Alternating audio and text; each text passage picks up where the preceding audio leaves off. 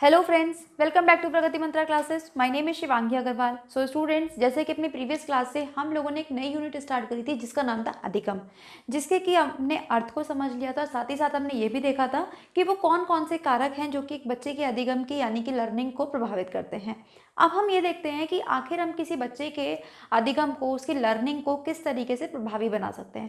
तो उसके लिए कुछ विधियां हमारे पास हैं, ठीक है। और ध्यान रखिएगा स्पेशली स्टूडेंट्स, ये जो विधियां हम आपको डिस्कस करने जा रहे हैं यहाँ पे, ये छोटे बच्चों को ध्यान में रखते हुए, यानी कि जो हमारे प्राइमरी के स्टूडेंट्स होते हैं उनको ध्यान में रखते हुए यहाँ पे बताई गई हैं। वैसे तो हमारे पास बहुत सारी विधियां होती हैं, लेकिन यहाँ पर केवल हम उन्हीं विधियों को डिस्कस करेंगे जो कि हमारे लिए प्राइमरी स्टूडेंट्स के लिए ज़्यादा इंपॉर्टेंट है। जिसमें कि सबसे पहली है हमारे पास लर्निंग बाय डूइंग, यानी कि करके सीखना। यानी कि वो सारी एक्टिविटीज़ जो कि बच्चे अपने हाथों से करते हैं, हैंड्स ऑन एक्टिविटी जिसे हम बोलते हैं। जैसे कि मैंने आपसे पहले भी कहा, इतने छोटे बच्चों की के लिए हमारे पास बहुत इंपॉर्टेंट होता है कि बच्चों की जो फाइन स्किल्स है उनको डेवलप कराया जाए। यानी कि उनको फिंगर्स का यूज़, उनको जो हमारी पैर के टोज होते हैं उनका यूज़, इन सब चीज़ों का यूज़ उनको हमें क्या करना है, फाइन करवाना है। ठीक है, जैसे आपने देखा होगा कुछ बच्चों को पेंसिल पकड़ने में दिक्कत होती है, तो क्यों होती है? क्योंकि जो उनकी हाथ की मसल्स होती हैं वो अभी उतनी डेवलप नहीं हुई होती हैं। तो उनको डेवलप करने का तरीका क्या है कि हम उनको हैंड्स ऑन एक्टिविटी कराएं। जैसे कि बच्चों में क्या, बल्कि आपने बड़ों में भी देखा होगा, जब हम कोई रेसिपी देखते हैं, मान लो आजकल तो यूट्यूब पे सारी रेसिपीज अवेलेबल है और लॉकडाउन में तो हमने खूब ट्राई भी करी है अपने घर में। तो देखो, एक तो हो गया कि हमने रेसिपी को यूट्यूब पे देख लिया। अब चाहे आप किसी भी रेसिपी को 10 बार 10 चैनल से देख लो, लेकिन जब तक आप खुद से उसको बनाओगे नहीं तो तब तक आपको समझ में नहीं आएगा कि उसमें हमें क्या क्या डिफिकल्टी फेस हो सकती हैं। ठीक है, ना ही आपको, मतलब आप कितना भी देख लो, कितना भी देख लो, जब तक आप उसको खुद से नहीं बनाओगे ना तब तक वो आपके माइंड में क्लियर नहीं होगी। आप उसे बार बार देखोगे और बार बार भूल जाओगे। लेकिन जब आपने उस रेसिपी को एक बार अपने हाथों से बना लिया, ठीक है, फिर आप उसको नहीं भूलोगे। जैसे कि आपके बुक में एक बहुत प्यारी चीनी कहावत के बारे में बताया गया है कि जिस चीज़ को हम सुनते हैं वो हम भूल जाते हैं, जिस चीज़ को हम देखते हैं वो हम याद रखते हैं, और जो चीज़ हम कर लेते हैं वो हमेशा लाइफ टाइम, ठीक है, हमारे अंदर सेट हो जाती है एक तरीके से। तो जैसे कि अगर मान लो आपको चाय बनाना है, अब आपको आ गया चाय बनाना, ठीक है, अब आप नाप नाप के उसमें चीनी पत्ती नहीं डालते हैं, आप अंदाजे से भी डालोगे तो भी आपकी चीनी पत्ती सब उसमें सही डलेगी। जैसे कि आपने अपनी मदर्स को देखा होगा, अपने घर में बड़ों को देखा होगा खाना बनाते हुए, तो वो जनरली ऐसा नहीं है कि वो एक एक चम्मच हर चीज़ नाप के डाल रहे हैं, नहीं, वो ऐसे अंदाजे से भी डालते हैं और सब कुछ ठीक बन जाता है। क्यों? क्योंकि अब उन्हें करते करते करते करते उस काम की इतनी प्रैक्टिस हो चुकी है। तो यही चीज़ बच्चों के साथ भी है कि अगर हम बच्चों को कोई काम उनके हाथों से खुद करने देंगे, उन्हें ऐसे ओकेजन्स देंगे, उन्हें ऐसे मौके अवसर दिए जाएंगे जहाँ पे वो खुद से उन चीज़ों को कर सकें, तो वो उन चीज़ों को ज़्यादा टाइम तक याद रख सकते हैं। इसके बाद है लर्निंग बाय इमिटेशन, यानी कि अनुकरण द्वारा सीखना। अब देखो, ये तो आपने खुद भी देखा होगा कि अगर आपके घर में कोई छोटे बच्चे रहे होंगे, या हम भी जब छोटे थे तो क्या होता था कि बहुत सारी चीज़ें हमारे पास ऐसी होती थी कि अपने घर वालों को ही हम देख देख के ही सीख जाते थे, उसमें हमें किसी की हेल्प लेने की ज़रूरत नहीं पड़ती। फॉर एग्जाम्पल, जैसे मैंने पहले भी दिया आपको कि मान लो अगर हमारे घर के बड़े, ठीक है, कोई भी अगर गेस्ट आता है तो उसको विश करते हैं, उसके पैर छूते हैं, तो बच्चों में भी वही हैबिट्स जो है वो डेवलप हो जाएंगी कहीं ना कहीं। ठीक है, अब जैसे कि अगर खाना खाने का स्टाइल है, हर परिवार में अपना खाना खाने का स्टाइल अलग होता है, बात करने का स्टाइल अलग होता है, ठीक है, तो बच्चा भी वही स्टाइल कॉपी करता है। खाने का हो, चाहे ड्रेसिंग सेंस हो, चाहे बात करने का हो, बच्चा भी कहीं ना कहीं उन चीज़ों को कॉपी करेगा ही करेगा। तो ये क्या होती है, अनुकरण करके सीखना। जैसे कि और एग्जाम्पल, आपने छोटे बच्चों को देखा होगा, स्पेशली गर्ल्स को, ठीक है, जब वो थोड़ी थोड़ी, मतलब स्कूल जाने से पहले की अगर मैं एज की बात करूँ या 3 4 5 ईयर्स की बात करूँ, तो बच्चे क्या करते हैं कि अपनी मम्मी की तरह तैयार होने की कोशिश करते हैं, उनकी तरह मेकअप लगाने की कोशिश करते हैं, लिपस्टिक लगाने की, बिंदी लगाने की। तो ये सब क्या है, बच्चे उनको फॉलो कर रहे हैं। ठीक है, तो हम भी ऐसे क्लास में कर सकते हैं कि टीचर कोई एक्टिविटी रिपीट कर रही है, ठीक है, और बच्चों को वो कह रही है कि जैसे मैं कर रही हूँ वैसे ही आप लोग अपनी कॉपीज़ में ड्रॉ करिए। जब हम बच्चों को कुछ ड्रॉ करना सिखाते हैं तो यही तो सिखाते हैं कि देखो बेटा, मैंने एक लाइन बनाई यहाँ पे, पहले आप भी एक ऐसे लाइन बनाइए, ठीक है, इसको आप डबल करिए तो बच्चे भी डबल करेंगे, फिर आप इसको इस तरीके से बनाइए तो बच्चे भी इसको इस तरीके से बनाएंगे। तो ये क्या है कि बच्चे अनुकरण करके सीख रहे हैं, इमिटिएट कर रहे हैं, जैसा जैसा हम कर रहे हैं बच्चे उसी चीज़ को रिपीट कर रहे हैं। उसी को हम बोलते हैं लर्निंग बाय इमिटिएशन। और बच्चे क्या, हम भी बहुत सारी चीज़ें इसी तरीके से लोगों को अनुकरण करके सीखते हैं। नेक्स्ट है हमारे पास लर्निंग बाय ऑब्जर्वेशन, यानी कि निरीक्षण द्वारा सीखना। अब देखो, इसमें क्या होता है कि जनरली जो टीचर है वो क्लास में किसी तरीके की कोई एक्टिविटी परफॉर्म करके दिखाते हैं और बच्चों को बोला जाता है कि आप इसको ध्यान से सुनिए, ध्यान से देखिए। जैसे कि आजकल तो हमारे पास डिजिटल बोर्ड्स हैं, तो बच्चों के लिए हम क्या कर देते हैं, कुछ मूवीज़ लगा दी मान लो हमने, ठीक है, मॉरल स्टोरीज़ लगा दी। मान लो मुझे बच्चे को मंथ्स नेम याद कराने हैं या फिर डेज नेम याद कराने हैं, तो मैंने उससे रिलेटेड कोई पिक्चर चला दी, वहाँ पे कोई राइम चला दी, कोई सॉन्ग चला दिया। तो होगा क्या उससे कि बच्चे उसको देख भी रहे हैं, सुन भी रहे हैं, और बच्चे केवल क्या कर रहे हैं, वहाँ पे चीज़ों को ऑब्जर्व कर रहे हैं, ठीक है, कि किस तरीके से हम यूज़ कर सकते हैं, क्या इसकी स्पेलिंग है, प्रोनाउंसिएशन क्या है। तो ये बच्चे कैसे सीखते हैं, लर्निंग बाय ऑब्जर्वेशन, यानी कि निरीक्षण द्वारा सीखना। इसके बाद है हमारे पास लर्निंग बाय टेस्टिंग, यानी कि परीक्षण करके सीखना। तो देखिए स्टूडेंट्स, इसमें क्या है परीक्षण में, कि जो भी हमने बच्चे को क्लास में पढ़ाया, अगर बच्चा उसी चीज़ को अपनी डेली लाइफ में यूज़ कर पा रहा है, मतलब अगर वो बाहर जाके, क्लासरूम से बाहर जाके, स्कूल से बाहर जाके उस चीज़ को यूज़ कर पा रहा है, मतलब उस चीज़ का टेस्ट कर पा रहा है कि क्या वो अप्लाई कर भी पा रहा है, तो उस तरीके से सीखना। जैसे कि मान लो मैंने बच्चे को काउंटिंग सिखा दी, ठीक है, अब बच्चा क्या है, काउंट करके शॉपकीपर को पैसे दे पा रहा है, ठीक है। या फिर जब हम बच्चे को छोटे छोटे वर्ड्स पढ़ना सिखाते हैं, for example CAT cat, BED bed, ठीक है, इस तरीके से जब हम उसको प्रोनाउंसिएशन सिखाते हैं और बच्चा बाहर जाकर, ठीक है, उसने मान लीजिए कोई पैम्फलेट देगा, कोई पोस्टर देगा, कोई होर्डिंग्स देगा, और उसको अगर वो रीड आउट कर पा रहा है, यानी कि जो हमने उसे क्लासरूम में सिखाया बच्चा अब उसको अप्लाई भी कर पा रहा है, ठीक है। तो यही होता है हमारा लर्निंग बाय टेस्टिंग, के बच्चे को जो पढ़ाया गया बच्चे ने उसे बाहर जाके टेस्ट कर लिया कि हाँ बच्चा वो कर पा रहा है, तो इसी को हम बोलते हैं लर्निंग बाय टेस्टिंग। इसीलिए आजकल हम स्कूल्स में इस तरह की एक्टिविटी भी बच्चों से करवाते हैं। कैसे कि मान लो हम उसको किसी दिन बाहर ले गए, हमने शॉपकीपर उनसे बोला कि बेटा ये हमारे ग्रॉसरी स्टोर पे आप गए, ठीक है, अब आपको काउंट करके इनसे एप्पल्स लेने हैं, इन्हें काउंट करके आपको अपने मैंगोज देने हैं, इस तरीके से हम उनसे एक्टिविटी करवा सकते हैं। तो ये होता है लर्निंग बाय टेस्टिंग, जब हम बच्चों को क्लास में पढ़ाई गई चीज़ों को क्या करवाते हैं, रियल लाइफ में अप्लाई कर पाते हैं। इसके बाद है हमारे पास लर्निंग बाय ग्रुप मेथड्स, यानी कि सामूहिक विधियों द्वारा सीखना।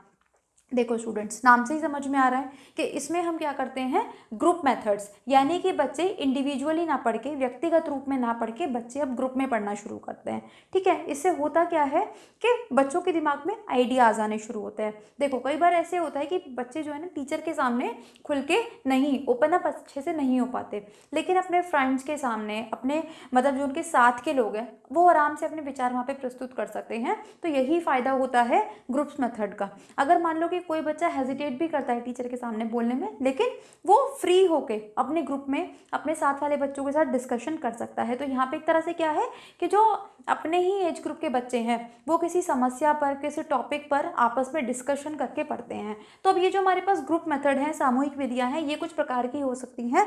जैसे कि पहली है हमारे पास सम्मेलन और विचार। अब आपने सम्मेलन तो देखे होंगे, सम्मेलन बड़े लोगों को भी होते हैं, जैसे कि हास्य कवि सम्मेलन हो गया, कवि सम्मेलन हो गया। तो उसमें क्या करा जाता है कि कोई टॉपिक एक चूज कर लिया जाता है और बहुत सारे लोग आकर उस टॉपिक पर अपने विचार प्रस्तुत करते हैं। अब वो विचार उसके फेवर में भी हो सकते हैं, अगेंस्ट में भी हो सकते हैं, ठीक है। विचार तो हमारे ऊपर, हम स्वतंत्र हैं अपने विचारों के लिए। तो वही चीज़ हम करते हैं सेमिनार्स में और कॉन्फ्रेंसेस में। अब यहाँ पे जो बच्चे हैं, ठीक है, उनको एकदम फ्री छोड़ दिया जाता है कि आप इस टॉपिक के बारे में क्या कहना चाहते हो, कैसे सीखना चाहते हो, क्या हम इसमें इम्प्रोवाइजेशन कर सकते हैं। ये आता है हमारा सेमिनार में या फिर कॉन्फ्रेंस में। इसके बाद है प्रोजेक्ट मेथड। अब इसमें हम क्या करते हैं, इसमें हम बच्चे को केवल जो टीचर का काम है वो इतना है कि बच्चे को वो इंस्ट्रक्शंस प्रोवाइड करेगा।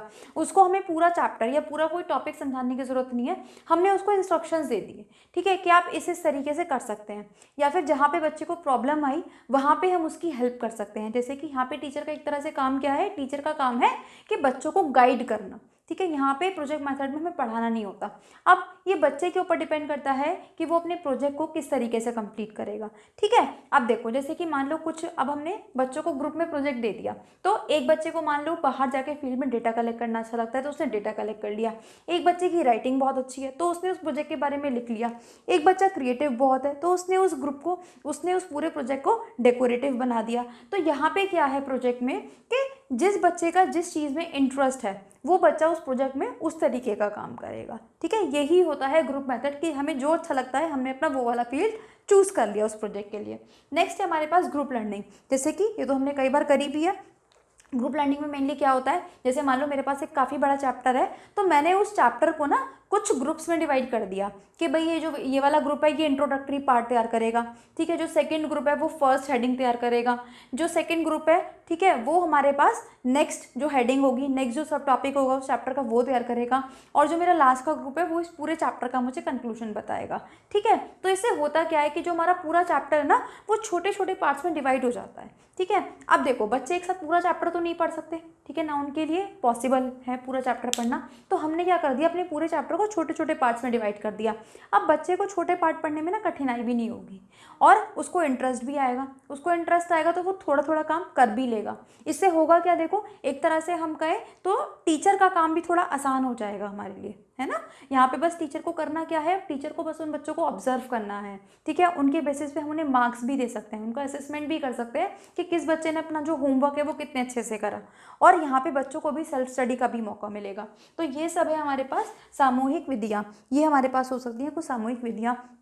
अब हमसे बोला गया है कि नेक्स्ट हमें जानना है कि आखिर ये जो जितनी भी हमने विधियाँ देखी, ठीक है, या हमने समझा इनके बारे में, तो इनको अप्लाई कौन करवा रहा है, अल्टीमेटली शिक्षक ही अप्लाई करवा रहा है। तो एक अच्छे शिक्षक के क्या गुण होने चाहिए ताकि वो इन सारी विधियों को अच्छे से अप्लाई अपनी क्लासरूम में कर सके अकॉर्डिंग टू देयर टॉपिक्स। तो अब हम देखते हैं अच्छे शिक्षक के गुण। तो देखिए स्टूडेंट्स, अच्छे शिक्षक के क्या क्या गुण हो सकते हैं। सबसे पहले तो अब ये तो हम खुद भी बता सकते हैं अच्छे शिक्षक के गुण। आपकी नज़र में जब आप पढ़ते थे तो आपको क्या लगता था कि हमारे टीचर्स में क्या क्या क्वालिटी होनी चाहिए, तो वही है कि अच्छे शिक्षक के गुण। तो सबसे जो बड़ी बात है कि उसको क्या होना चाहिए, भयमुक्त। मतलब ऐसा ना हो कि बच्चे उनकी क्लास में उनसे डरें और वो इस चक्कर में कुछ उनसे पूछ ही ना पाए। मतलब ऐसा नहीं कि भैया आपने गए और बच्चों को मारना पीटना शुरू कर दिया। होगा क्या कि बच्चे आपसे डरने लगेंगे और कोई भी प्रॉब्लम आपसे अपनी शेयर नहीं करेंगे, ना ही वो आपकी क्लास में कुछ बोलना पसंद करेंगे, ना ही वो आपकी क्लास में एक्टिवली पार्टिसिपेट करेंगे। तो सबसे पहले तो हमें हर बच्चे को प्यार से हैंडल करना है। दूसरी बात हमें क्या करना है कि हमें एक अच्छे अगर हम चाहते हैं कि बच्चे हमें सुने तो हमें भी उन्हें सुनना होगा, ठीक है। तो हमें एक अच्छा श्रोता होने के साथ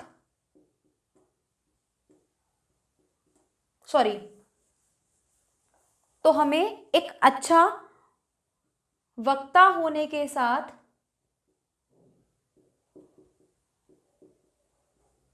अच्छा श्रोता भी बनना है। मतलब जिस तरीके से अगर हम चाहते हैं कि बच्चे हमारी बातों को सुने तो उस तरीके से हमें भी बच्चों की बातों को सुनना चाहिए, ठीक है। और क्या होना चाहिए, निष्पक्ष व्यवहार होना चाहिए हमारा। ऐसा नहीं कि एक बच्चे को तो हम बहुत अच्छा लगता है हमें तो हमने उसको सब में ए ग्रेड दे दिया। एक बच्चा जो कि क्लास में इतना एक्टिव नहीं है या हम जिसे इतना इंटरेक्शन नहीं करते तो उसको हमने इतने कुछ खास नंबर नहीं दिए, ये सब नहीं करना चाहिए, ठीक है। नई